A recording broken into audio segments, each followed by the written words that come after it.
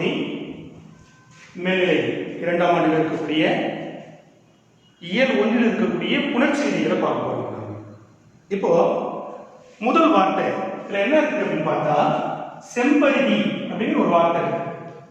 இந்த செம்பருதி அப்படிங்கிற வார்த்தையை பிரிச்சு எப்படி பிரிக்கலாம்? எப்படி பிரிக்கலாம்? செம்மை கூட்டல் பருதி இல்லையா? இப்போ பண்புபெயர் புணர்ச்சி அந்த வகையில இது அடங்குது. ஈர்போதல், இடையுகர ஈயாதல், ஆதி நீடல், அடியகரம் ஐயாதல், தன்னொற்றிரட்டல், முன்னின்ற மெய்திரிதல், இளமைகள், இணையவும் பண்பிற்கு இயல்பை இப்படி சொல்றதுதான் பண்புபெயர் புணர்ச்சியை சார்ந்த விதிகளாக இருக்கிறது. இப்போ இது இந்த மை என்ற ஒரு விகுதி இருக்கிறது. இதை நம்ம எடுத்துட்டோம்னாலே ஒரு வார்த்தை கிடைக்குதா? வார்த்தை கிடைச்சது இல்லையா?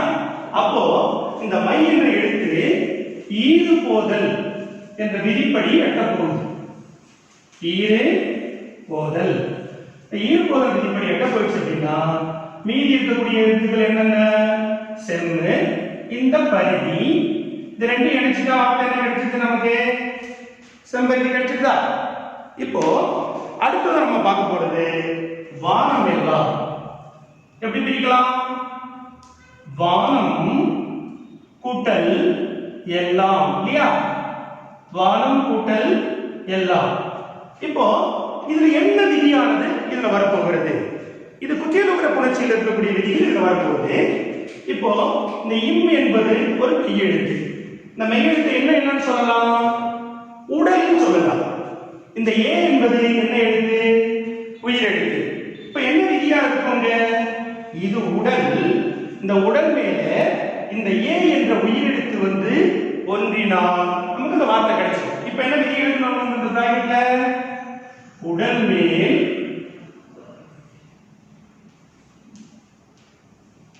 உயிர் வந்து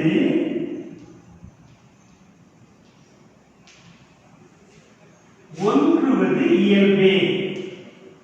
உடல் மேல் உயிர் வந்து ஒன்றுவது இயல்பே என்ற விதியை நம்ம போட்டுட்டோம்னா என்ன கிடைச்சிருந்த வார்த்தை? இந்த இம்பு கூட்டல் ஏ என்னவா மாறும்? அப்போ வானம் எல்லாம் வார்த்தை கிடைக்குதா? இதுவரைக்கும் இந்த 12ஆம் வகுப்புல இப்படிதான் இருந்தது. அதிகமா கேட்கறது கூட இந்த குற்றியலுகர புணர்ச்சியில உடல்நிலை ஒன்றது இயல்பே தான் திரும்ப வந்துட்டு இருந்ததுன்னு எல்லாம் நினைச்சிட்டு இருந்தாங்க. ஆனா இன்றைக்கு இருக்கக்கூடிய பாடப்பகுதியில இந்த விதிகளை மட்டும் நான் நம்பி இருந்தால் போதாது. இன்னும் ஒரு சில விதிகளையும் நாம் என்ன பண்ணணும்? பார்க்கணும். இப்போ அதுக்கு உதாரணமா ஒரு வார்த்தை உன்னை அல்லா. இந்த வார்த்தை எப்படி பிரிக்கலாம்? உன்னை கூட்டல் அல்லாஹ். உன்னை கூட்டல் அல்லாஹ். இந்த வார்த்தை பிரிக்கும் போது உன்னை கூட்டல் அல்லாஹ் பிரிச்சுட்டோமா? இப்போ இதுல என்ன விதியானது இங்க பயன்படுத்தப்பட போகிறது அப்படி பார்த்தோம்னா இங்க இருக்கக்கூடிய இந்த நை என்ற எழுத்து பிரிச்சா எப்படி பிரியும்? இன்னும் கூட்டல் ஐ என்று பிரியும். இப்போ நாம பயன்படுத்த போற விதி என்ன அப்படின்னு பார்த்தா இ ஐ வழி எப்பும் ஏனை உயிர்வரின் வப்பும் ஏவரின் இவ்விருமையும் என்ற விதியை நமக்கு பயன்படுத்த போறோம். இப்போ இந்த நை என்ற எழுத்துல இறுதி என்ன வருது? ஐ இருக்கு. அப்போ இந்த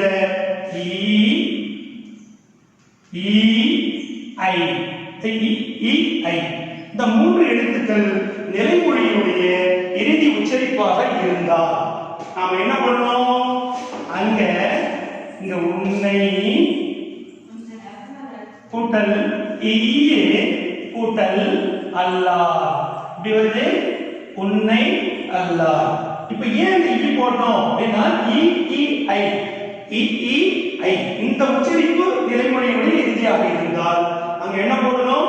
இ போடணும். சரி, இது மாறாது. இந்த ஐ இல்லாமல் வேற எழுத்துக்கள் வந்தா என்ன பண்ணணும் அப்படின்னு பார்த்தா அங்கே இந்த இப்பு என்று சொல்லக்கூடிய இந்த எழுத்தை நம்ம போட வேண்டியிருக்கும். இது உதாரணமா பார்க்கணும் அப்படின்னு பார்த்தா இந்த கோவில் அப்படிங்கிற வார்த்தையை நம்ம பிரிக்கும் போது கோ கூட்டல் இல்லன்னு பிரிப்போம் இல்லையா? கோ கூட்டல் இல்லன்னு பிரிப்போம். ஆனா இங்க நிறைய பேர் என்ன எழுதுறாங்க வார்த்தைகள்? கோவிலுங்கிறது கரெக்டா, கோயிலுங்கிறது கரெக்டா? இதுலயே ஒரு குழப்பம் இருக்கு இல்லையா? இப்போ இந்த இக்கு கூட்டல் ஓ என்று வருகிறது. நான் என்ன விதி சொன்னேன் ஏற்கனவே சொல்லும் போது ஐ வழி எவ்வும் ஏனை உயிர்வரின் ஒவ்வும் சொன்னேன். இங்க ஐ இந்த 3 எழுத்துக்கள் எந்த எழுத்துமே இங்க உச்சரிப்பாக இல்லை. அப்ப இங்க என்ன எழுத்து வரணும்? கோ கூட்டல் இவ்வு கூட்டல் இல். இப்ப சேர்க்கும் போது என்ன பண்ணும்? இந்த இவ்வு கூட உடல்மே உயிர் வந்து ஒன்றுவது இயல்பே. இது உயிர் எழுத்து, இது உடலாகிய மெய்யெழுத்து, இது உயிர் எழுத்து. இது ரெண்டும் இணைக்கின்ற போது உடல்மே உயிர் வந்து இணைத்து விட்டால் என்ன கிடைச்சோம் நமக்கு? கோவில் அப்படிங்கிற வார்த்தை தான் சரியானது. இப்ப கோயில் சரியானதா கோவில் சரியானதா அப்படின்னு கேட்டா எது சரியானது? கோவில் என்பதே சரியானது. நம்ம பாடப்படுகிறது. இப்ப உன்னை கூட்டல் அல்லாஹ் என்று சொல்லுகின்ற போது இங்க ஏழை உயிர்களில் வகும் என்று இருக்கிறது. ஆனால் இங்கே ஐ என்று எழுத்து வருகின்ற போது எவ் என்ற விதியை இருக்கிற காரணத்தினால் இங்க என்ன வருது? உன்னை இந்த ஐயோ ஆவுன்னா எடுத்து என்ன வரும்? யா கிடைச்சது இல்லையா? யா. அப்ப உன்னை கல்லால் அது கிடைச்சா. இப்போ நம்ம இந்த 2 விதிகள் இதில் பயன்படுத்திக்கிறோம். இப்ப ஐ வழி எவ்வும் ஏழை வழிகளின் வகும் என்ற விதிப்படி வந்திருக்கிறது. இங்கே உடல்மே உயிர் வந்து ஒன்று எழுப்பே என்ற விதிப்படி இங்கே யா தோன்றி இருக்கிறது. அதனால் இது உன்னை கல்லால் என்று மாறி இருக்கிறது. சரி, அடுத்ததாக நம்ம பார்க்க போற வார்த்தை தனி ஆழி. எப்படி பிரிக்கணும்? தனி கூட்டல் ஆழி. இப்போ என்ன விதி வருவதுல? அந்த ஐ வழி எவ்வும் ஏனை உயிர் வகும் ஏ வரி வருவன் விதி சொன்ன இல்லையா? இப்ப அந்த விதியின் படி பார்க்க போனா இந்த நீ என்பது எப்படி பிரியும்? இன்னும் கூட்டல் என்று பிரியும் இல்லையா? அப்ப இன்னும் கூட்டல் என்று வருகின்ற போது இங்க அந்த ஐ வழி எவ்வும் அதுல பொருத்தமாயிடுச்சா? ஆமா. இப்ப பொருத்தமானதால இப்ப நம்ம என்ன எடுத்து போடணும்? தனி கூட்டல் கூட்டல் ஆழி. இப்ப இங்க என்ன விதி போடணும்? நாம இந்த ஐ வழி எவ்வும் என்ற விதியை நம்ம எழுதணும். ஐ வழி எவ்வும் ஐ வழி எவ்வும் எழுதுமா? இப்ப இந்த விதி பிரகாரம் என்ன வந்துச்சு? வந்திருக்கிறது. இப்போ இது மெய்யாகிய உடல், இது மறுபடியும் உயிர். உடல் மேல் உயிர் வந்து ஒன்றுவது இயல்பு. அதுதான் உடல் மேல் உயிர் வந்து ஒன்றுவது இயல்பு. விதியை முழுமையா எழுதிக்கணும். என்ன இருக்கு? எழுதிட்டே போக முடியாது எல்லாத்தையும் இல்லையா? சரி, இப்போ வார்த்தை இணைக்கும் போது என்ன வருது? தனி ஆழி கிடைச்சதா? அது கிடைச்சிச்சு இல்லையா? இப்போ அடுத்ததாக நம்ம பார்க்க போறது வெம்மை கூட்டல் கதிர். இப்ப வெங்கதிர் அப்படிங்கிற வார்த்தையை எப்படி பிரிக்கணும்? ரொம்ப சிம்பிள், சொல்ல பாருங்க. வெம்மை கூட்டல் கதிர் இல்லையா? இப்போ ஈடுபோத விதிப்படி என்ன ஒரு இதுல மை விகுதி வந்தாலே என்ன என்ன அர்த்தம்? மைய மறைச்சு எடுத்துடணும் இல்லையா? இப்போ நம்ம எடுத்துடணும். எடுத்துட்டா மீதி என்ன இருக்கும்? வெம் கூட்டல் கதிர். வெம் கூட்டல் கதிர். பண்பு பெயர் புணர்ச்சியில இருக்கக்கூடிய விதிகள் என்னென்ன சொன்ன திருப்பி சொல்லுங்க. ஈறுபோதல், இடையுகரம் ஈயாதல், ஆதி நீடல், அடியகரம் ஐயாதல், தன்னொற்று இரட்டல், முன்னின்ற மெய்திரிதல், இடமிகள், இணையவும் பண்பிற்கு இயல்பு. இப்ப அந்த வகையில பார்த்தோம்னா இந்த வார்த்தை இந்த இன்புங்கிற எழுத்து நமக்கு தேவையில்லை. ஆனா அதுக்கு பதில் என்ன வந்தாங்க? இங்க என்ற எழுத்து வந்தாங்க. அப்ப இங்க என்ற எழுத்து வரணும்னா இந்த முன்னால இருக்கிற மெய் இது வறுமொழி, இது நிலைமொழி. அப்ப நிலைமொழி தான் முன்னாடி இருக்குது. அதுல இருக்கக்கூடிய அந்த மெய் முன் நின்ற மெய், சொல்லுங்க, முன் நின்ற மெய் தெரிதல் இல்லையா? அப்ப முன் நின்ற மெய் தெரிதல் என்ற விதிப்படி என்னவா மாறும்? இங்காக மாறிவிடும் இல்லையா? இப்ப இந்த கடிதத்தை நினைக்குமா? இதுல நாம நினைச்சிட்டோம் இல்லையா? இப்ப என்ன கிடைச்சிச்சு? வெங்கதிர் கிடைச்சிச்சு. இப்போ இயல் ஒன்றில் இருக்கக்கூடிய எல்லா விதமான புணர்ச்சி விதிகளையும் நம்ம இப்போ பார்த்துட்டோம். இப்ப அடுத்தது நம்ம பார்க்க போறது என்ன அப்படின்னு பார்த்தா அதில் இருக்கக்கூடிய குறிப்பிடங்களை பார்க்கலாமா? பதுபத உறுப்பிலக்கணம் இல்லையா? பகுதி, விகுதி, இடைநிலை, சந்தி, சாரியை, விகாரம். இதுதான் இந்த அடிப்படை உறுப்புகள். 2 மதிப்பெண் வினாக்கள்ல கேட்கக்கூடிய ஒரு வினாவாகவும் இது இருக்கிறது இல்லையா? இப்ப நம்ம பார்க்க போறது பகுபத உறுப்பிலக்கணம். சரி, இயல் 1ல் இருக்கக்கூடிய பகுபத உறுப்பிலக்கணங்களை பார்க்கலாமா? இப்போ முதல் வார்த்தை உயர்ந்தோர். என்ன வார்த்தை? உயர்ந்தோர்.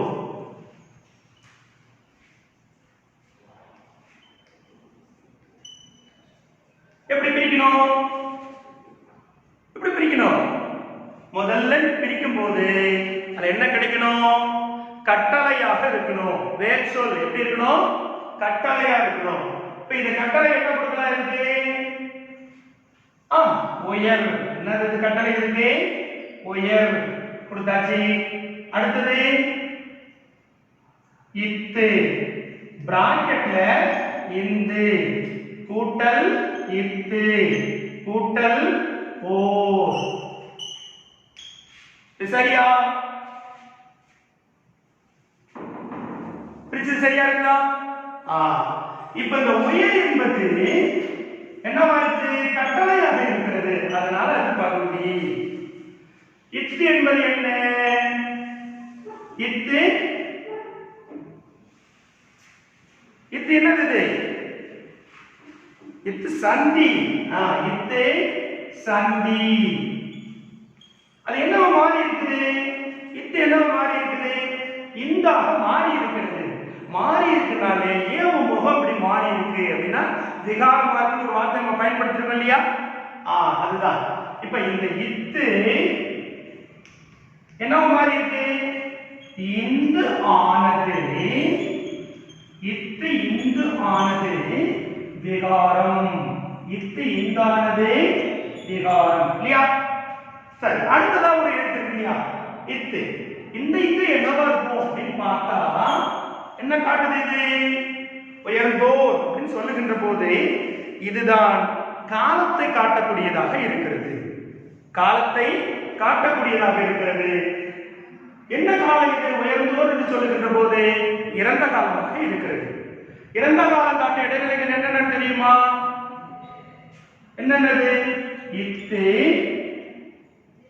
இட்டு, இற்று, இன்னொன்னு இருக்கு. என்னது? இன்னு. இன்னுனா நம்ம ஈ போட்டு இன்னு போடணும். ஆனா இது இப்படி பிராக்கெட்ல எழுதுறது தான் சரியானது. இப்படி எழுதுனா இன்னும் மட்டும் சரியா போடக்கூடாது. இந்த உயிரெழுத்தை நீக்கி காட்டவும் கூடாது. நம்ம என்ன பண்ணணும்? ரெண்டையும் சேர்த்து இந்த இன்னு மட்டும் என்ன பண்ணிக்கணும்? பிராக்கெட் பண்ணிக்கணும் இல்லையா? இந்த 4 என்ன கால இடைநிலை? இறந்த கால இடைநிலைகள். அப்ப இந்த இத்து என்ன கால இடைநிலை? யோசிக்கவே கூடாது. என்ன கால இடைநிலை? இறந்த கால இடைநிலை இல்லையா? இறந்த கால இடைநிலை. அடுத்தது இதுல மீதி இருக்கிறது என்னது? இந்த ஓர் என்ற ஒரு விகுதி இருக்கிறது. இது விகுதி மட்டும் ஒட்டையா எழுதினா போதுமா? அப்படி எழுதினா சரியானதா?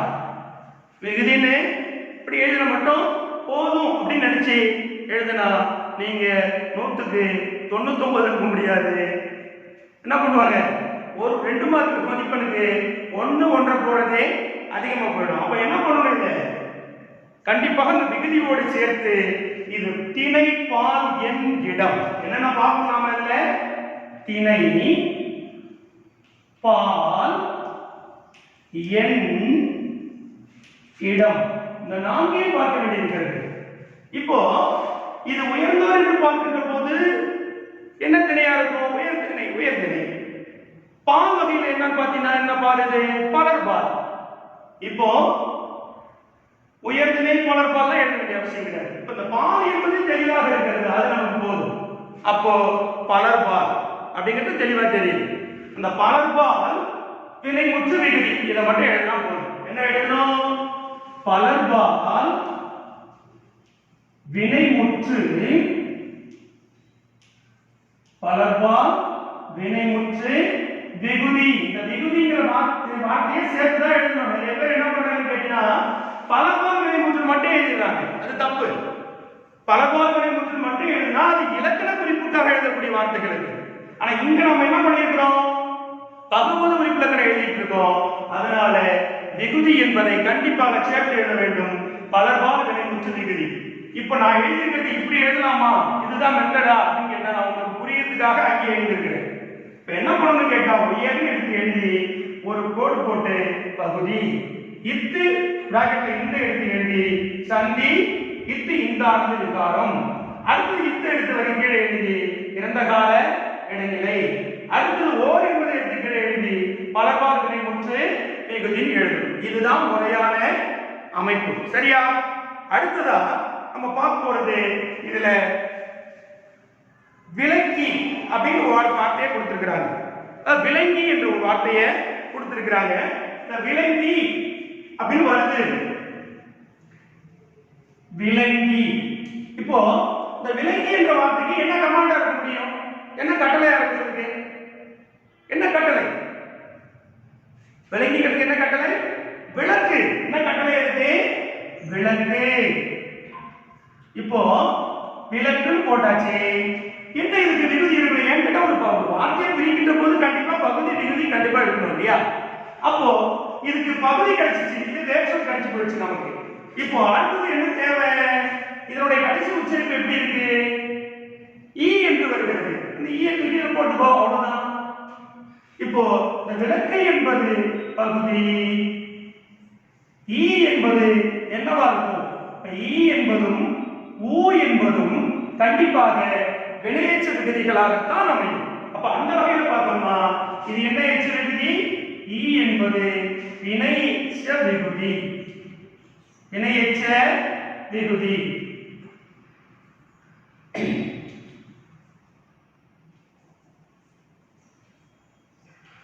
சரி, இது போல விளங்கி தொடங்கி எழுதி. இப்ப எழுதி வருது எப்படி பிரிக்கலாம்? நம்ம எழுது கூட்டலி தொடங்கி தொடர்ந்து கூட்டலி, அவ்வளவுதான். ரொம்ப எளிமையானதுதான். இப்ப இந்த பகுபத உறுப்பிலக்கணத்தை பொறுத்தளவு எடுத்துட்டு போனோம் நாம, இது சாதாரணமாக இருக்கக்கூடிய வாய்ப்பாடுகள் தான். நம்ம இப்ப டேபிள்ஸ் படிக்கிறீங்க, அது மாதிரி தான் இருக்கும். வார்த்தைகள் மாறும், ஆனால் என்ன மாறாது? அமைப்பு மாறாது இல்லையா? சரியானது. அடுத்தது இதுல வந்து என்ற ஒரு வார்த்தையை கொடுத்திருக்கிறாங்க. இப்போ இந்த வந்து அப்படிங்கிற வார்த்தையை எப்படி பிரிக்கணும் பாருங்க. இது பார்க்கும்போது தெரிஞ்சிச்சு. வந்து அப்படின்னு சொல்லும் போது நான் என்ன சொல்லியிருக்கேன்? இ ஊ வருது அப்படின்னாலே என்ன எச்சம்? அது என்ன எச்சம்? வினை எச்சம். இப்போ இந்த வந்துங்கிறதுக்கு என்ன கமாண்ட் இருக்க முடியுது? வேர்பு போடலாமா?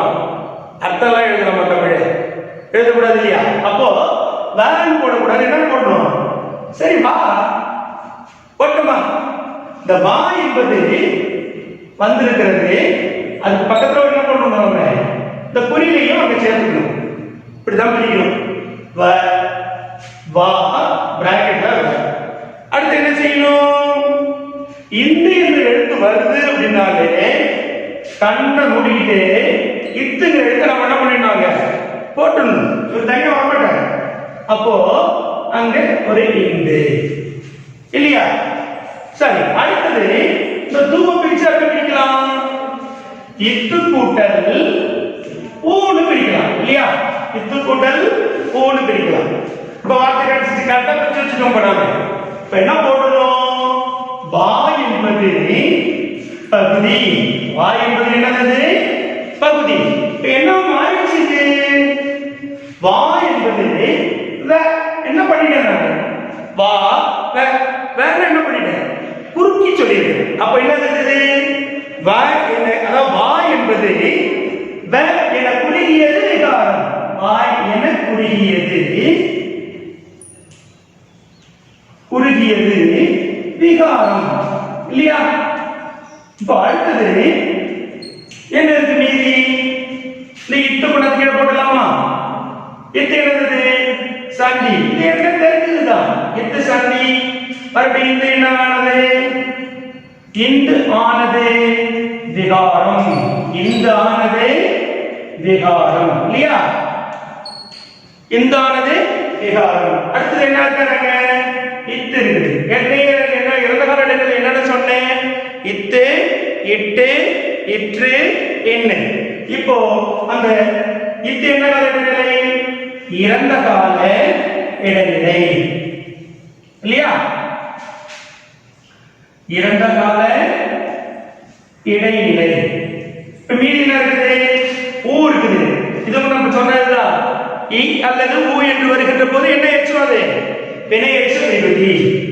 வினை எச்ச விகுதி. வினை எச்ச விகுதி போட்டாச்சா? அடுத்தது பார்க்கக்கூடிய வார்த்தை சாய்ப்பான். என்னது? சாய்ப்பான் ஒரு வார்த்தையை பார்க்க போறோம். இப்ப சாய்ப்பான் எப்படி பிரிக்கலாமா? எப்படி பிரிக்கலாம் சாய்ப்பான்ங்கறத? பிரிக்கலாமா? சாய் என்ன கமெண்ட் இருக்கு? சாய் கூட்டல் இப்பு கூட்டல் இப்பு கூட்டல் ஆன். இது எப்படி இந்த வார்த்தையை எப்படி பிரிச்சீங்கன்னு கேட்டோம்னா, சாய் வந்துச்சு, அது கூட இப்பு சேர்த்தாச்சு, அடுத்து பான் ஒன்று இருக்கு இல்லையா? அந்த பானை பிரிச்சு எப்படி பிரிக்கலாம்? இப்பு கூட்டல் ஆன் பிரிக்கும் போது இந்த இப்பு தனியாகவும் ஆன் தனியாக போயிடுச்சு. அவ்வளவுதான். இப்ப சாய் என்பது பகுதி. இப்பு என்னது? இப்பு என்னது? இப்பு இவ்வு இந்த ரெண்டு என்ன கால இடைநிலை தெரியுமா? இப்பு இவ்வு என்ன கால இடைநிலை? எதிர்காலத்தை சொல்லக்கூடிய இடைநிலைகள். அப்ப இது என்னது? என்ன கால இடைநிலை இது? இதுல நம்ம ரெண்டு இப்பு இருக்கு. ஒரு யோசிக்க வேண்டிய விஷயமா இருக்கு. முதல்ல ஒரு இப்பு இருக்கு, ரெண்டாவது இப்பு இருக்கு. எப்பவுமே விகுதிக்கு முன்னாடி இருக்கிறது தான் இடைநிலையா இருக்கும். அப்ப இன்னொரு இப்பு இருக்கிறதா நம்ம என்ன பண்ண போறோம் கேட்டா, இதுதான் இந்த பகுதியையோ விகுதியையோ சந்திக்க வைக்கிறது. பகுதி விகுதி இந்த இப்பாகிய இடைநிலை இந்த மூன்றையும் சந்திக்க வைப்பதால் அது பேர் என்னது? சந்தி. என்னது? சந்தி. இந்த இப்பு என்னது? இடைநிலை. என்ன கால இடைநிலை? இறந்த அதாவது எதிர்கால இடைநிலை. என்ன கால இடைநிலை? எதிர்கால இடைநிலை. அடுத்தது என்ன இருக்குது? ஆண் இருக்கு. நான் எப்படி சொன்னேன்? திணை பால் எண் இடம் இந்த நாளை பார்க்கணும் சொன்னேன். இதுல ஒரு தெளிவாக இருக்குன்னு கேட்டா ஆண் என்பது தெளிவாக தெரிகிறது. அதனால ஒரே வார்த்தை ஆண்பால் வினை முற்று விகுதி. என்னது? ஆண்பால் வினை முற்று விகுதி. ஆண்பால் வினை முற்று விகுதின்னு சொல்லிடலாம் இல்லையா? இப்ப நான் ஏற்கனவே சொன்னது ஞாபகம் இருக்கணும். விகுதிங்கிற வார்த்தையை எழுதாமல் விட்டால் அது தப்பு. தெரியுதா? அப்போ விகுதி என்பதை சேர்த்து தான் எழுதணும். ஆண்பால் வினைமுற்று விகுதி. அடுத்தது இன்னொரு வார்த்தை இருக்குது, விரும்புகின்ற. ஏன்னா இது வரைக்கும் பார்த்தது இறந்த காலம் பார்த்தோம், எதிர்காலத்தை பார்த்துட்டோம். ஒரு வார்த்தை நிகழ்காலத்துக்கு வேணும் இல்லையா? அதனால விரும்புகின்ற இந்த வார்த்தையை பிரிச்சா எப்படி பிரிக்கலாம்? எப்படி பிரிக்கலாம்? விம்பு விம்பு விம்புனா என்னது? இந்த விம்பி விம்பி அழுதான்னு சொல்லுவாங்க. புடைக்கின்ற அப்படிங்கிற அர்த்தம் கூட வரும். சரி, இப்போ விம்பு. அடுத்தது என்ன இருக்கு? கின்று கூட்டல் இங்க கின்றேன்னு இருக்கு. நீங்க ஏன் ரூம் போட்டீங்க அப்படின்னு பார்த்தா அது வேற ஒரு காரணம் இல்ல. கிரு கின்று ஆனின்று. கிரு கின்று ஆனின்று. என்னது கேக்குறீங்களா? கிரு கின்று ஆனின்று சொல்லக்கூடிய மூணும் என்ன கால இடைநிலை? மூணும் நிகழ்கால இடைநிலைகள். என்ன கால இடைநிலை? நிகழ்காலத்தை காட்டக்கூடிய இடைநிலைகள். அப்போ வெம்மை என்பது பகுதி, கின்று என்பது என்னது? கின்றுங்கிறது நிகழ்கால இடைநிலை. நிகழ்கால இடைநிலை. அடுத்தது அரை என்பது இருக்கிறது. என்னது? ஏற்கனவே ஈ ஊ வினையேற்றம் சொன்னேன். ஆறு வந்து நான் கண்ண கூடி சொல்லிடலாம். என்னது? பெயரெச்சம். என்ன விகுதி? பெயரெச்ச விகுதி. பெயரெச்ச விகுதி இல்லையா? அடுத்து என்னது வியந்து விய கூட்டல் இத்து இந்து கூட்டல் இத்து கூட்டல் உ என்னது விய பகுதி இத்து சந்தி இந்தானது விகாரம் இத்து சந்தி இந்தானது விகாரம் இந்தானது விகாரம் அடுத்தது இத்தென்னது இத்தென்ன கால இடைநிலை இறந்த கால இடைநிலை இறந்த கால இடைநிலை பூ வினையற்ற விகுதி வெரி குட் வினையற்ற விகுதி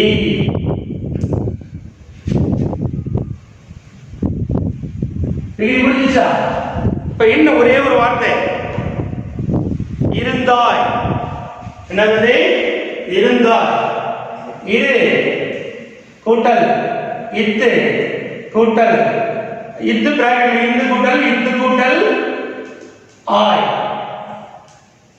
இல்லையா இப்ப இரு என்பது என்னது இரு என்பது பகுதி இரு என்பது பகுதி இத்து சந்தி இந்தானது விகாரம் இத்து இறந்த கால இடைநிலை ஆய் என்ன வருகிறது இதுவரைக்கும் பார்க்காத வித்தியா இருக்கு இல்லையா ஆய் என்பது நேரில் ஒருத்தரை பார்த்து சொல்ற மாதிரி இல்லையா இருந்தாய் என்னது முன்னால இருக்கிறவனை பார்த்து சொல்றோம் இல்லையா அப்போ இடத்துல பார்க்கும் போது தன்மை முன்னிலை படக்கை ஆங்கிலத்துல first person second person third person ரொம்ப எளிமையா சொல்லிடுவாங்க இல்லையா இந்த ஆய் என்பது முன்னால இருக்கிறவனை பார்த்து சொல்றோம் இல்லையா அப்ப முன்னிலை இருந்தாலும் சொல்லும்போது பல பேர் சொல்லுதா ஒருத்தர் சொல்லுதா ஒருத்தர் சொல்லுது அப்ப முன்னிலை ஒருமையா பன்மையா ஒருமை முன்னிலை ஒருமை வினைமுற்று விகுதி அவ்வளவுதான் முன்னிலை ஒருமை வினைமுற்று விகுதி அப்ப இது என்பது பகுதி